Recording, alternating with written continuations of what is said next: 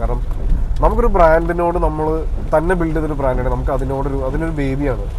അത് ചിലപ്പോൾ വീഴും, ചിലപ്പോൾ കിടന്ന് കരയും താഴെ. നമ്മളതിനെ കൂടെ അതിനെ താഴെ വീണതിനെ പിടിച്ച് നടത്തിക്കണം, പിടിച്ച് എണീപ്പിക്കണം. അത് നമ്മൾ കൂടെ നിൽക്കണം. അതിൻ്റെ എപ്പോഴും അത് ഓടുക മാത്രമല്ല ചെയ്യണം, പല പല പ്രശ്നങ്ങളും ഉണ്ടാവും. വാഷി നേരിടുന്ന ഏറ്റവും വലിയ ചലഞ്ച് സ്റ്റാഫിങ് ചലഞ്ചാണ്. വാഷിയുടെ ടെക്ക്, അതായത് ഞാൻ ബിൽഡ് ചെയ്ത ടെക്ക് ഇസ് ലൈക്ക്, എനിക്കൊരു ടെക്കിനോട് താല്പര്യം ഉള്ളതുകൊണ്ട് തന്നെ നമ്മളൊരു കിടിലം വെബ്സൈറ്റ്, അതിൻ്റെ ബാക്കിൽ വർക്ക് ചെയ്യണ മെറ്റീരിയൽസ്, അതിൻ്റെ ബാക്കിൽ വർക്ക് ചെയ്യണ സോഫ്റ്റ്വെയർ എല്ലാം ഭയങ്കര കെയർഫുള്ളായിട്ട് ബിൽഡ് ചെയ്തെങ്കിൽ പോലും സ്റ്റാഫിങ് ഇന്നും ഒരു ചലഞ്ചാണ്. അതുകൊണ്ട് തന്നെ ഞാൻ റീലിട്ട പോലെ തന്നെ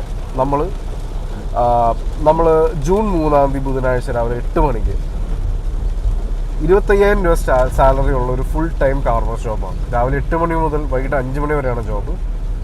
ഒരു 2 വീലർ വേണം നിങ്ങൾക്ക് കൊച്ചിയിൽ. സാറ്റർഡേ സൺഡേ വർക്കിംഗ് ആണ്, കാരണം നമുക്ക് ആ ദിവസങ്ങളിൽ ഏറ്റവും കൂടുതൽ ഓർഡേഴ്സ് ഉള്ളത്. പിന്നെ നമുക്ക് 4 പെയ്ഡ് ലീവ്സ് ഉണ്ട്. എന്ത് രീതിയിലും സപ്പോർട്ട് ചെയ്യാൻ റെഡി ആയിട്ടുള്ളൊരു ബ്രാൻഡ്. എന്ത് രീതിയിലും പൈസനെ കുറിച്ച് നിങ്ങൾ ബോധർ ചെയ്യില്ല. 25,000 ഫിക്സ് സാലറിയാണ്, അതിൻ്റെ മുകളിൽ ബോണസ് എന്തായാലും കയറി വരും. ഒരു പാർട്ട് ടൈം ഒരു അൺഓർഗനൈസ് സെക്ടറിലുള്ള ജോബിന് ഇത്രയും നല്ലൊരു പാക്കേജ് കൊടുക്കുന്ന ജോബ് വേറെണ്ടോന്ന് എനിക്കറിയില്ല. ഓക്കെ, പക്ഷെ എന്നാലും നമ്മൾ വിചാരിക്കുന്നത് നമുക്ക് എന്ത് പ്രോഫിറ്റ് കിട്ടുന്നോ അതിൻ്റെ ഒരു ശതമാനം സ്റ്റാഫിന് കൊടുക്കുക എന്നുള്ളതാണ്. എല്ലാം കൂടെ എനിക്ക് ഒറ്റയ്ക്ക് കഴിക്കണം എന്നുള്ളൊരു ചിന്തയില്ല, അത്രയും ഗ്രീഡി അല്ല വാഷി.